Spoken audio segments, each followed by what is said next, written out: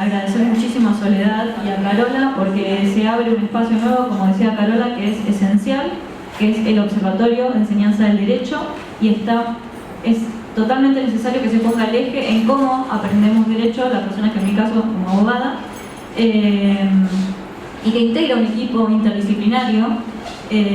¿Cómo es la formación? O sea, por un lado está lo que decía Pau, que es toda la perspectiva estructural con la que nos encontramos cuando atendemos situaciones de violencia de género, y después por otro lado está toda la instancia de formación de estudiantes de distintas carreras, del derecho, de la psicología, del trabajo social, de humanidades, de las distintas carreras de humanidades, comunicación, etc. Filosofía entra dentro de humanidades. Y el desafío de lo que implica, ¿no? Que en nuestra formación, como en el caso de abogadas o estudiantes de derecho, ¿qué lugar le hemos dado a todo lo que es el marco normativo de derechos humanos en materia de género y violencia de género? ¿Cuántas materias hemos visto partes esenciales para empezar a pensar problemas y empezar a pensar posibles intervenciones desde el campo jurídico cuando no conocemos la Convención de Belén do Pará, no conocemos la CEDAW, no conocemos la Ley de Identidad de Género, no conocemos los principios de Yogyakarta, entre otras millones de normativas básicas de derechos humanos, el marco internacional de derecho de niñez, de promoción y protección de derechos. Entonces, cuando nos encontramos formando hace 7 años este equipo, tuvimos una gran instancia de formación propia interna de cada una de nosotras, porque tuvimos una falta en nuestra formación, tanto desde la sociología como del derecho, y hemos encontrado en la extensión universitaria una parte muy interesante de la formación como abogadas. Yo creo que profesionalmente me constituí como dentro de lo que quería hacer cuando entré a la extensión, al principio con Carola, en lo que fue el programa de niñez, derechos humanos y políticas públicas, y después con el CAP. Y lo que implicó generar también, siendo muy creativas, cuando no había en el 2012 instancias, no se conocía, no está el feminismo tan popular como está ahora, por suerte, instancias de formación, libros propios en ese momento, para no solamente formarnos como abogadas, estudiantes de derecho, sino armar un equipo interdisciplinario, poner en común cómo con psicólogas, trabajadoras sociales, y todas las disciplinas que conforman el CAP, que han sido muchas y variadas, antropología, cómo formar un criterio o criterios de atención y de intervención.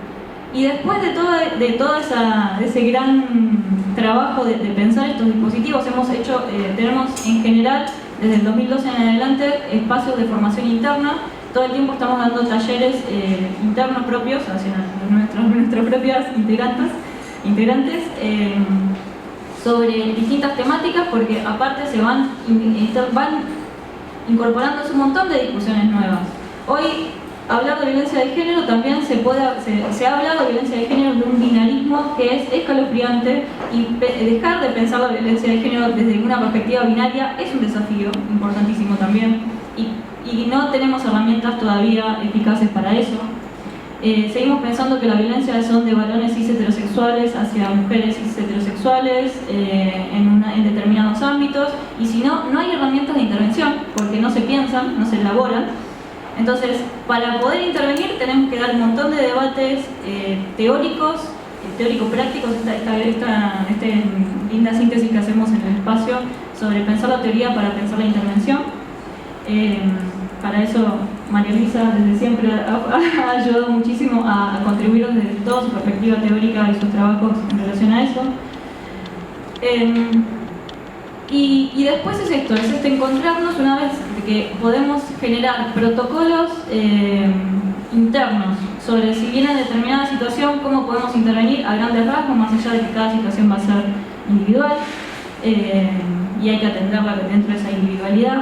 Generar herramientas de registro, no podemos revictimizar como profesionales, entonces tenemos que generar una ficha, por ejemplo, de datos mínimos, que si esa persona vuelve, no se tenga que preguntar 20 millones de veces un montón de cosas que en general suele ser muy angustiantes. Armar una lista de recursos actualizada. Esta es una tarea constante que se tiene que hacer de forma cotidiana por lo que es la política pública en nuestro Estado, que en general suele ser bastante cambiante y tiende a la disminución.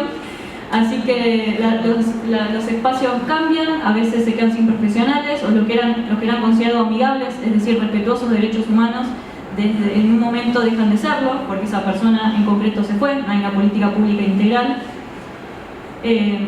consolidada. Entonces tenemos un montón de desafíos y después de todo lo que es el acompañamiento. Hemos construido estos instrumentos. Acompañar es lo que decíamos con Pau, que vamos a hacer una remera. Todo acompañamiento es político. ¿Qué implica esto? Que no es simplemente escuchar a la persona y pasarle un recurso como si fuera, no sé, un dossier de venta de ropa. Esa persona está pasando por una situación de violencia y estamos interviniendo en un momento muy privilegiado, que es ese cuestionamiento a esa situación y ese no querer continuar en esa situación. Y acompañar es algo tan esencial como escuchar y dar una herramienta y asesorar.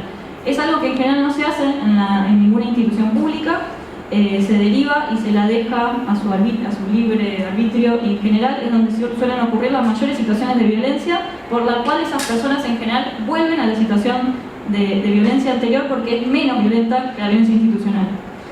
Lo cual es terrible, porque es como estar entrampado. De alguna manera, si no hay acompañamiento respetuoso, feminista, respetuoso de derechos humanos y feminista, lo que sucede es que estamos victimizando, revictimizando a niveles que a veces no nos damos cuenta, incluso para la integridad psíquica de esa persona, ¿no? Como algo que suele ser muy importante. Así que hemos encontrado esta experiencia que ha sido colectiva, la hemos de alguna manera sistematizado en este libro que hemos sacado este año, que está en formato de papel y también está libre, es de acceso libre por internet en el dossier de la Universidad Nacional de La Plata, el repositorio de la UNLP. Y esta ha sido nuestra experiencia en relación a esto, y la pregunta que creo que yo me hago todo el tiempo, nos hacemos todo el tiempo colectivamente y que por ahí les puedo devolver en este acto, es ¿qué formación necesitamos para realizar de forma respetuosa la intervención en materia de violencia de género en nuestro caso, en materia de garantizar derechos de niñas, niños y adolescentes? ¿Cómo tenemos que construir la formación o cómo tendría que ser la formación para que sea respetuosa y podamos intervenir de acuerdo a derechos? Así que bueno, muchas gracias.